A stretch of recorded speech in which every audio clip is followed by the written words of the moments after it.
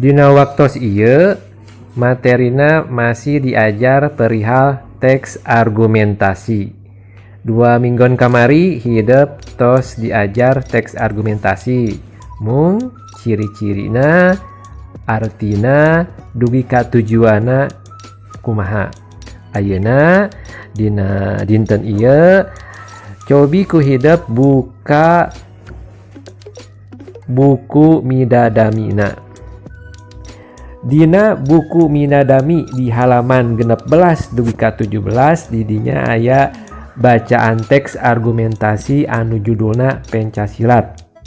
Entos dibaca, didiskusikeun sareng sepuh, sareng raka atanapi rai, atanapi sareng rencangan, teras ku hidup dijawab pertanyaannya.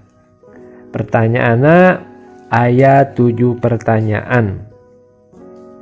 Seperti biasa ditulis soalna, teras langsung dijawab, teras difotokeun tugasna.